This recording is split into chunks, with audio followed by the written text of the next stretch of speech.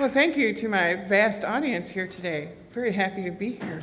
I will say I like the introduction of it as being a secret session. I used to work at Oak Ridge National Lab, which was in a place called the Secret City, because during the wartime when it was first created, it was a very secret place. So I'm very used to these sort of clandestine sort of things. So my name's Rebecca Hartman Baker. I'm a staff member at IVEC, which is a supercomputing center here in Perth, Western Australia. And I'm here with my treasured colleague, Rebecca Tung. So if you have a question, you just ask Rebecca. 100% chance you'll ask the right person. And so Rebecca she was a student at Curtin University. She just graduated with honors, first class. From Curtin University, and she was also a member of the team. So we're here today to tell you about what we did for the past school year. So the title of our talk is 16,000 kilometers, 128 cores, 11 students, one team, the Australian entrance into the international scene of competitive Linux system administration. So that's a little bit of an overblown but sort of a fun title. So what we're going to talk about is this competition that we participated in. Here's our outline. We're going to talk first about the student cluster competition and what it is and why people want to participate in it. We're going to talk about how we built and trained the team for the student cluster competition. We're going to talk about our cluster design. And then we're going to talk about the science applications that we ran on it and about the competition itself and how it went. So first of all, we're going to talk about a student cluster competition. This is a picture of all of the students who trained with us through the year. Unfortunately, only 6 of them were able to go to the United States to participate in the competition because it's a 6-person team. But here's what the competition is. So it's a 48-hour nonstop computing showdown, and it's held at the annual Supercomputing Conference. This year it was held in Denver, Colorado. And basically what happens is you have teams of undergraduates who design and build a cluster, and then they run actual scientific applications on this cluster. Now there are 2 tracks this year. One of them was the standard track, and for the standard track you had a constraint on your power budget, so you could have only about 3,000 watts of power going to your cluster. The other track was called the commodity track, and for that you could only spend $2,500 on your machine. On one rack? On your whole machine. So here's some key rules that we had to follow. So first of all, your machine has to contain only publicly available components. So you can't have some top secret, latest, greatest new thing from NVIDIA or something like that. It has to be something that people could go out and buy on the shelf. The second thing is that all of the components have to be turned on at all times. If they're in a low watt idle state, that's all right, but they have to be on. And then the third thing is, when you're running your applications, you can't exceed 26 amps at 120 volts power draw. So that amounts to roughly 3,120 watts. So those were the 3 rules that we had to obey in order to do this competition. So what you do with the applications is you run some applications that are actual science applications. So the first thing is HPCC, that is the high performance computing. I can't remember what it stands for now. But anyway, it is a benchmark, and it's used to determine how powerful your supercomputer is. So it does LinPack, which is a measure of your flops, floating point operations. It also measures your bandwidth, your latency, a wide variety of different things. And then there are 3 applications that we knew of that were going to be at the competition, so we studied for those. So those were GraphLab, WRF, and Nemo5, and we'll talk more about those in a few minutes. And then there was a mystery application that we didn't know that was going to be given at the time of the competition. And it turned out to be an application called Flying Snakes, which was built on top of OpenFOAM, which is a computational fluid dynamics package. So the teams are judged on the throughput of their work, so how much work they get done, and then also they are interviewed by the judges to determine the depth of their understanding, both about the applications and about the machine itself. Now, the student cluster competition was first held at SCO7 in 2007. And it was the brainchild of Brent Gorda, and this is a picture of him with our team mascot, Happy Cheeks, the quokka. And Brent Gorda was really ahead of his time to think of this. It's a really important way to get undergraduate students engaged in high-performance computing. A lot of times students don't even know that supercomputers exist until they go to graduate school, and even by then it may be too late. Now, today, there are actually 3 competitions per year. So one of them is in China, and it's held in April. And then there's one at ISC, which is the International Supercomputing Conference, which is held in Europe, and that's in June. And then the ones at SC, which are in November. And those are the most prestigious ones. So that's why we wanted to go to that one. Now, you may be wondering, why do we have this strange power constraint? Well, as supercomputers grow in size, power is increasingly the #1 constraint on what you can build. So take, for example, Jaguar, which was the machine at Oak Ridge National Laboratory where I worked. So in 2009, it was #1 on the top 500 list. So it was the most powerful supercomputer in the world. It was capable of 1.759 petaflops. It had 18,688 nodes, 200 cabinets, okay? When that machine was running full blast, it drew 8 megawatts of power. But even when it was just idling, just sitting there turned on but not doing anything, it's drawing 4 megawatts of power. Now, in Tennessee, where this computer is, they have very cheap electricity. So the annual cost is about $1 million per megawatt year. So you can figure on at least a $5 million a year power bill just for this machine, not to mention all of the cooling costs that are associated with a machine like this. So we're talking a lot of money and a lot of power. I mean, so Oak Ridge National Lab, where Jaguar was, had its own power substation that they built just for this machine. Now, in about 2020, we expect to have an exascale machine. So that would be a machine that would be capable of an exaflop. And I should say it, a petaflop is 10 to the 15th floating point operations per second. An exaflop is 10 to the 18th floating point operations per second. The power budget, however, is 20 megawatts. So we have to raise our performance by 1,000 times by only raising the power at most 3 times. How in the world are we going to accomplish this?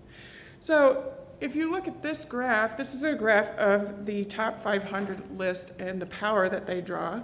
So on the x-axis is the number of flops, and on the y-axis is the kilowatts of power. And you can see this rainbow. So the red ones are from 2007, the yellow is 2008, green 2009, etc., until you come out here. And you see this black dot way up there? That is the exascale machine. Okay, so we're nowhere near being able to do this. So this is why this power constraint is really important. It really started to come into focus in about 2007 when Brent started this competition. So now, why would IVEC want to do this, right? We're a supercomputing center here in Perth. Well, one of our big missions is to increase computational science literacy in Western Australia. We have a lot of great people in Western Australia, but they don't really have the knowledge about computational science, so we want to improve that. We want to develop future users and employees is another thing. So a lot of students who are undergraduates here go on to get their PhD also here in Western Australia.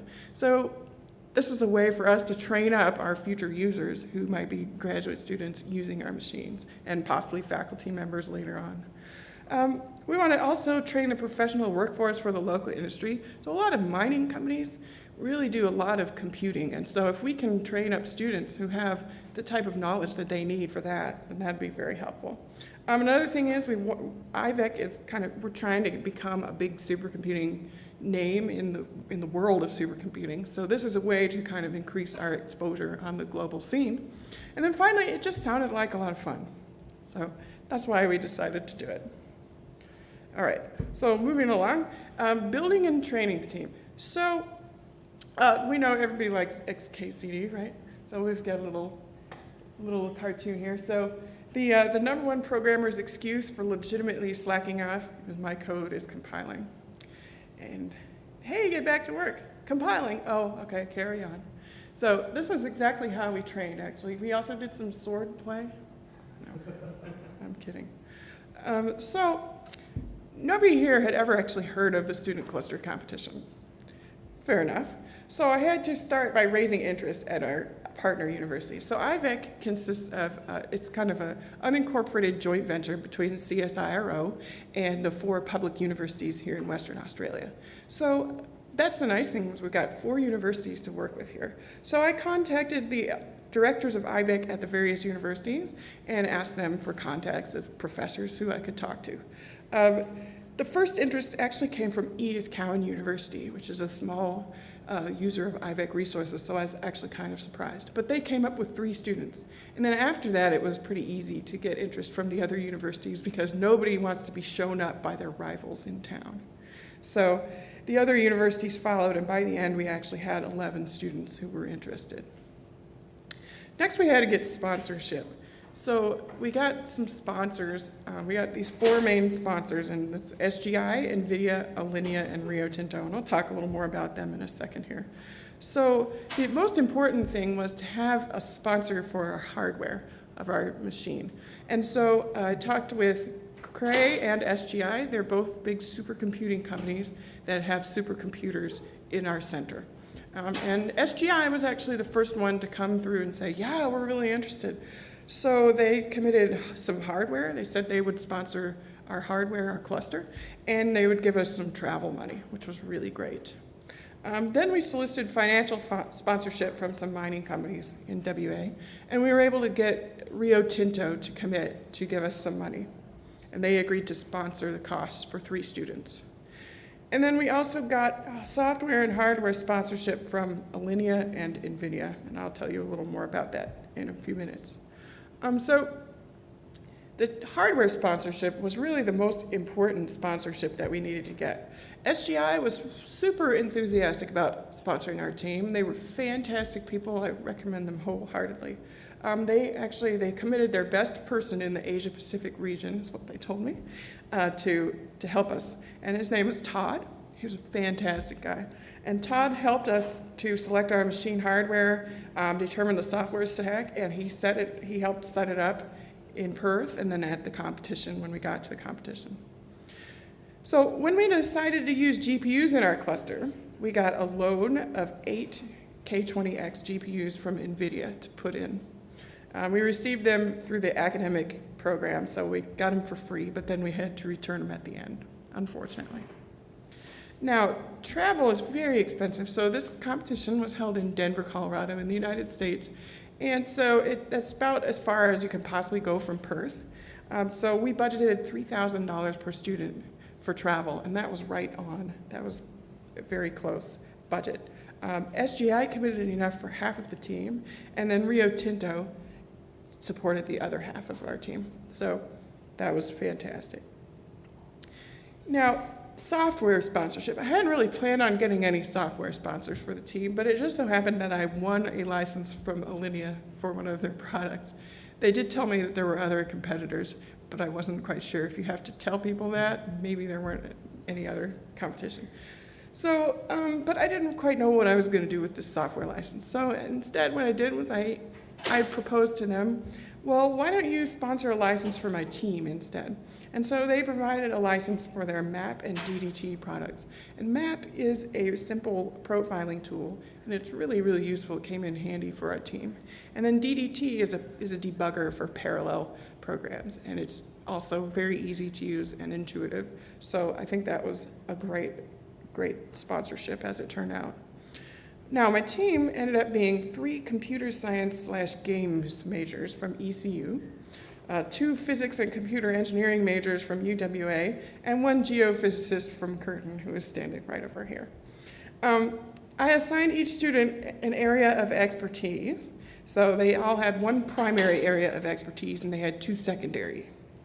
At the beginning of the training, I also facilitated them to develop some team norms, kind of team rules, how we're going to behave. What does it mean if we're meeting at 3 o'clock? Does that mean we get there right at 3 o'clock and we all work? Or does it mean we get there at 3 o'clock, we goof off for 5 minutes before we get started? Just various things like that. And because they had a big stake in it, because they had formulated these rules, we had absolutely no problems with anybody behaving incorrectly or anything like that. Okay, so onward to the third part of our talk. I'm going to talk about cluster design. So this is another XKCD called Crazy Straws, and they say, the thing to understand about the plastic crazy straw design world is that there are two main camps, the professionals designing for established brands and the hobbyists. The hobbyist mailing lists are full of drama with friction between the regulars and a splinter group focused on loops. And it says, human subcultures are nested fractally. There's no bottom. So anyway, so normally when you design a supercomputer cluster, there are a lot of factors that go into it. The biggest factor is usually cost. You're concerned about the cost. Space, like how big is the machine, how much space do you have to put it? Utility, you know, how well you can use it. Its performance, the number of flops, how much power it uses, and of course cost. Put that twice on purpose. However, when we were designing ours, since SGI was footing the tab, we didn't have to worry about cost. We also really didn't have to worry about space. So really the only things we were concerned about was how well we could use it, how well it would perform, and then how much power. That was our biggest constraint because of the rules of the competition. So we had a couple of different choices of architectures. We could have gone with nodes that were all CPU nodes, or we could have gone with all accelerator nodes, or we could have gone with a hybrid of a CPU and accelerator node. But then our question was, well, if we're going to go with accelerators, what should we do? Should we go with NVIDIA Teslas? Should we go with Intel Xeon Phis, or a combination? That would be kind of crazy. But what we ended up doing was we had our cluster here, and it was a hybrid architecture with NVIDIA GPUs. So we had two what they call pyramid nodes. That's SGI's term for these nodes. And they had 4 NVIDIA K20Xs in them each. And then they each had 2 Intel Ivy Bridge 12 cores with 64 gig of memory. And then we had 8 Hollister nodes, and Hollister is just also, again, their term for these types of nodes. And those nodes each had 2 Ivy Bridge 12-core 64 gig processors in them. They had an InfiniBand interconnect, and if you took it and you just added up all of the power that those NVIDIA GPUs are going to draw, plus all of the power that the CPUs are going to draw, it was way above the power budget. But what our plan was to only run GPUs or only run CPUs at once. We would not run both of them together. So this worked out pretty well. The reason we chose a hybrid architecture was that one of the big things that we get graded on in this is our LinPack performance. So the performance on our benchmark for how many flops that our machine can make. Well, so if we didn't have GPUs, we were just going to get completely destroyed in that part of the competition. So we didn't want to get embarrassed, so that's why we chose to put some GPUs in them. Another thing is this mystery application, we didn't know anything about it. I was personally betting that it would be something that would be GPU friendly, that could be run on GPUs. It turned out not to be, but we didn't know at the time. And then also, you know, you can get a lot more flops per watt, and that goes back to the LinPack numbers. You can get a lot more flops per watt by using a GPU rather than a CPU. So we also had to put some software on our cluster. And so here's kind of a rundown of what we put on it. So CentOS is the first thing. We put CentOS on it for our Linux. We used the Ceph file system. And then we used a lot of open source software. So we'll talk more in detail about those. And then, of course, we also did have some proprietary software. So why did we choose CentOS? Well, it's because we had 2 choices. So SGI will ship you with either SUSE or CentOS. So we just chose CentOS because it's pure open source. And then Ceph. So this was an interesting choice. It was actually kind of suggested by Todd, our guy from SGI. I had never heard of Ceph. I'm an applications person. I'm not a file system or a machine person at all. So each of our nodes was going to have a disk of at least 1 terabyte. And so we wanted to put them together as a parallel file system. I think traditionally people use Lustre. However, there can be a lot of issues with Lustre, especially if one of your nodes goes down, and we anticipated that it was entirely possible that our nodes would be going up and down at all times. So Todd proposed Ceph, and Ceph is a distributed object store and file system that's designed for performance, reliability, and scalability. So Ceph is actually an object storage system, but it has a file system look-alike POSIX interface. And so it looks just like a regular file system. So from a user perspective, you can't tell any difference. And it can be directly mounted as long as you have a recently updated CentOS kernel. I don't remember the exact numbers. But underneath, what Ceph does is it keeps several copies of the files balanced across the hosts. And generally you go with 3 copies, but you can go with 2, you can go with 10, you can go with as many as you want. It has a metadata server, and it can expand or contract to fit the size of your file system. And then when one of your nodes goes down, the metadata server recognizes this, and then it starts rebalancing everything. So it'll rebalance it dynamically, and it'll distribute the data.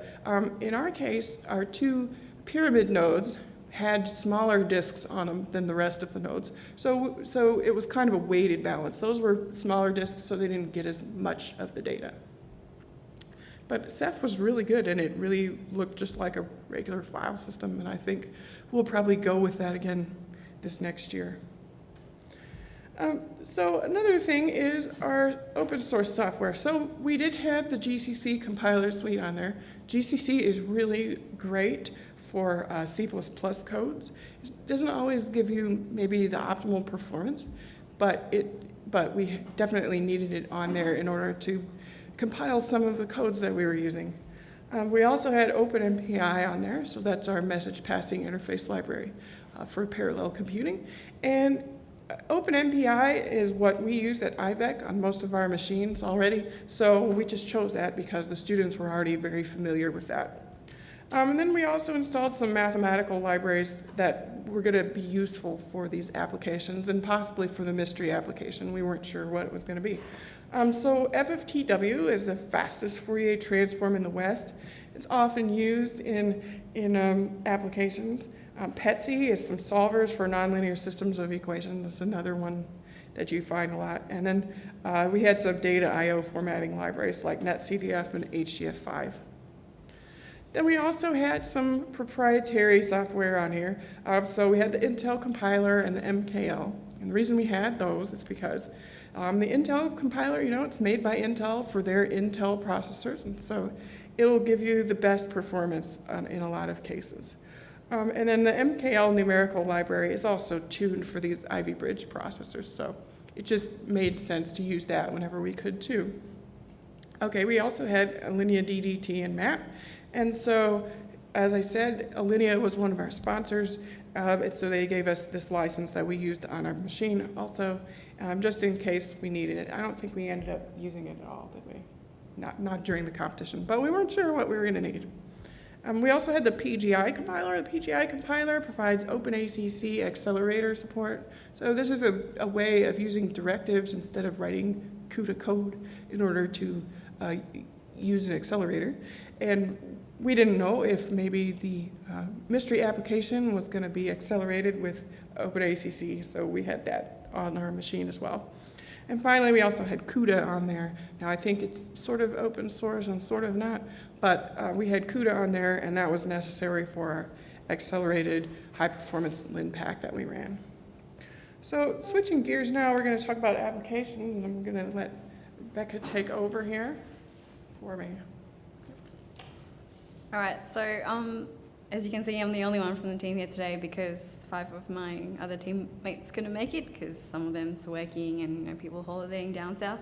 So I'm actually in charge of the mystery application, so I was supposed to make sure that I could compile it and run everything that the competition gave us.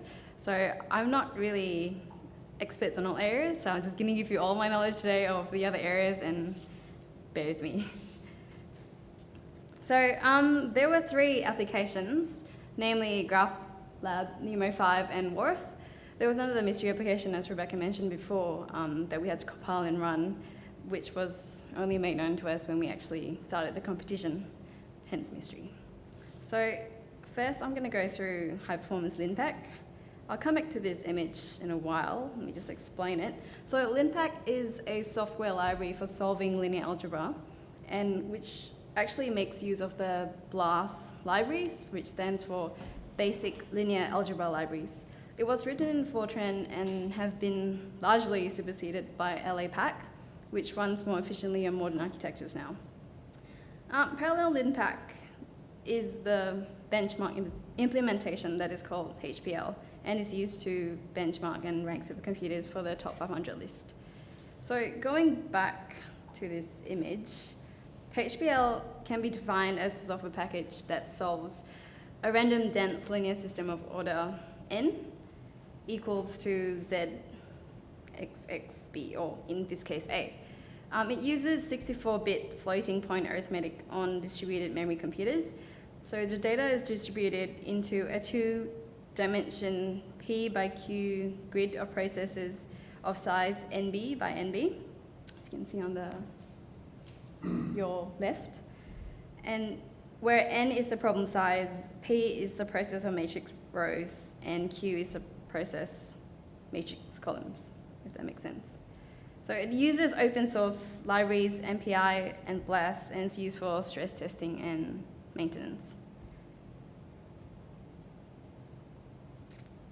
Yep, so the standard for HPL, as I said before, it was written in C++ and in Fortran, and has become the standard benchmark used to measure supercomputing performance. And then LinPack was then accelerated with CUDA, which was developed by NVIDIA. It uses GPU memory instead of the CPU, which is actually more popular and now being used in the student classic competition now, because the GPUs just provide better floats per watt.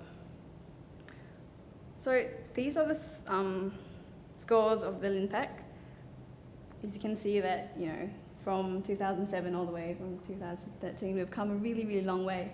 And I think China was the one who won the LinPack last year with a LinPack score of 8.2 something, which was a great achievement. So something to note, LinPack doesn't push memory hard disk drives or networks, it's just calculation of how fast your computer communicates. This may be a good way to benchmark certain applications, but it may not contribute to the performance of how you run the other apps, and so it's an all benchmark. So moving on to the first application, GraphLab is a toolkit for graph algorithms, which includes topic modeling, graph analytics, clustering, collaborative filtering, graphical models, and computer vision. So some practical applications of GraphLab is PageRank, which ranks websites in their search engine results. Image reconstruction, like the one image on the right, they introduced some white noise, as you can see at the bottom left, and then they applied some filters and tried to reconstruct the image, and they did a pretty good job. So it's also used for recommendation predictions, like Netflix, and also for image stitching, which is pretty self-explanatory. NEMO 5 stands for Nanoelectrics Modeling Tools, and it was developed by Purdue University. It was intended to be an all-purpose nanoelectric simulation toolbox. It can simulate strain relaxation, phonon transport, and quantum transport, and the modeling of quantum dots as well. So I'm not really sure what it is, but it sounds pretty cool. So WARF stands for Weather Research and Forecasting Model, which was designed to serve both atmospheric research and operational forecasting needs. And yeah, that's a pretty cool visualization of some weather happenings. Yeah, I have no idea. But yeah, in the competition, we actually had to image and model a typhoon, and it was pretty cool because we had to do it in 3D, and like we could see all the high and low pressure regimes and different colors, and it's pretty cool. I'm sorry I don't have any results to show you today because I wasn't the one who was running it. So yeah, and this is hometown So mystery application, it's called flying snakes, and how appropriate because my greatest fear is snakes. So when I logged into, it was crazy. When I logged into the server and found out the mystery application, I saw that, oh, cool, we're dealing with snakes, which is great. But so the background behind it is that there's this particular species of snake that actually, glides through the air, and much research has been done to study the aerodynamics of an anatomically correct cross-section of a snake. So for this mystery application, I had to compile OpenFOAM. Well, actually, during my training, I compiled everything except OpenFOAM. So it was great fun, but it was good. I managed to compile it, and then I computed the data for 4 different angles of attack. So the mystery application is mentioned before, we don't know anything about it. We have no information whatsoever. We could probably guess what it's going to be about, but that's, so Rebecca actually designed a schedule for me, so I had to compile 1 new code every week and actually had to run it and run some data sets on it, so I'll be familiar with everything, so nothing would faze me, but I didn't compile OpenFOAM. Yes, as you can see, when we get to the competition, there wasn't any rules made up, but it was just, it was just a joke from XKCD.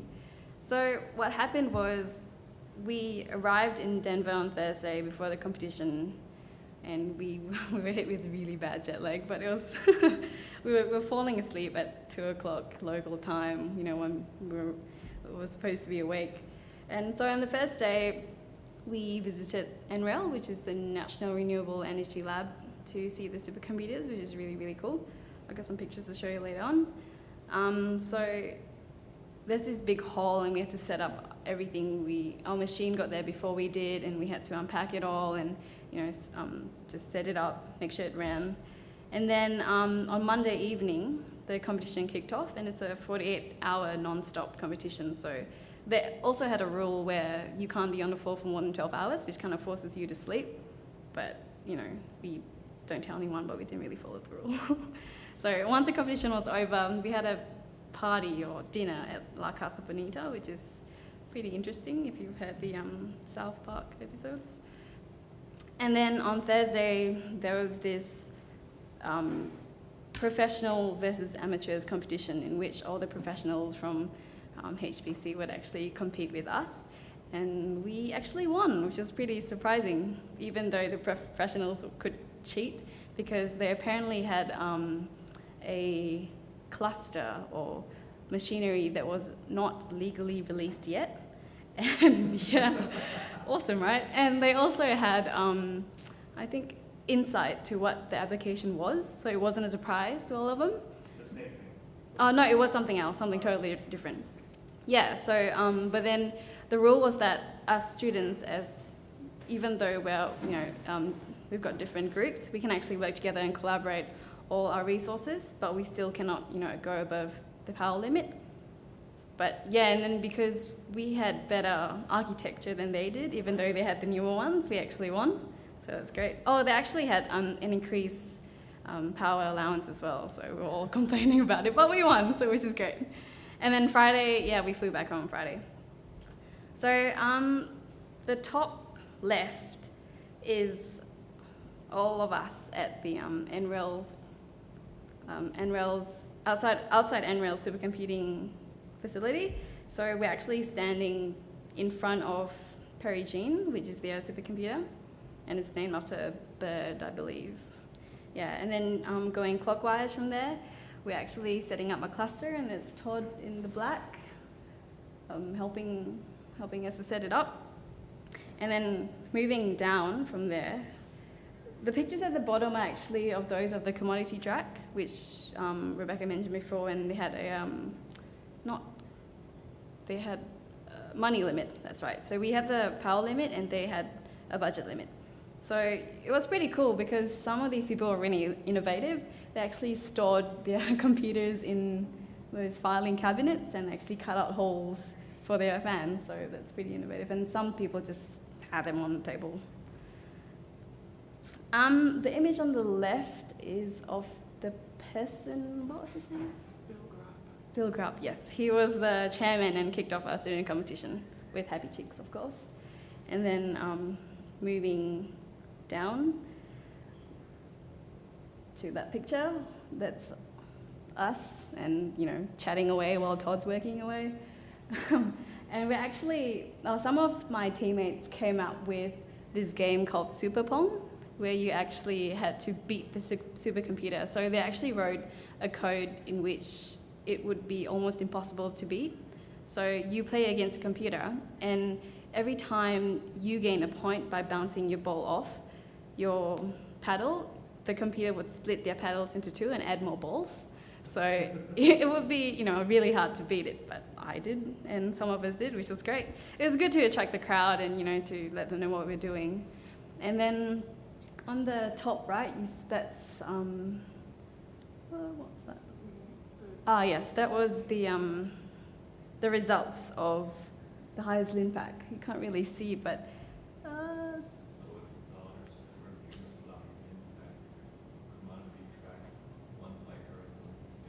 yeah, so our commodity. So Arizona won the lowest dollars per flop of lin pack, and They were the ones with the drawers. oh, yep. So, yep. And yes, that's us with the SGI guys. That's yes, so we represented Australia with passion. So everyone, you know, when they walked past, they were like, oh, what are these? Like, oh, it's Tim Tams. Have you heard of them before? And they were like, oh, no, what are Tim Tams? Like, oh, it's a really awesome chocolate biscuit covered in chocolate. They were like, oh, I need to have one of these. And I'm like, yeah, go for it. We actually, and we had like those little push-out cardboard like animals which you could assemble. And it was a kangaroo standing over there in front of Jake, and a little frilled neck lizard. Yes. So. No, unfortunately. Yes, and then this is a picture taken outside La Casa Bonita. It's a really, really cool Mexican restaurant that has numerous levels and arcades, and it's crazy. It's good fun. And then when we were taking under booth, we had a photo opportunity as well, and that's us with Happy Cheeks.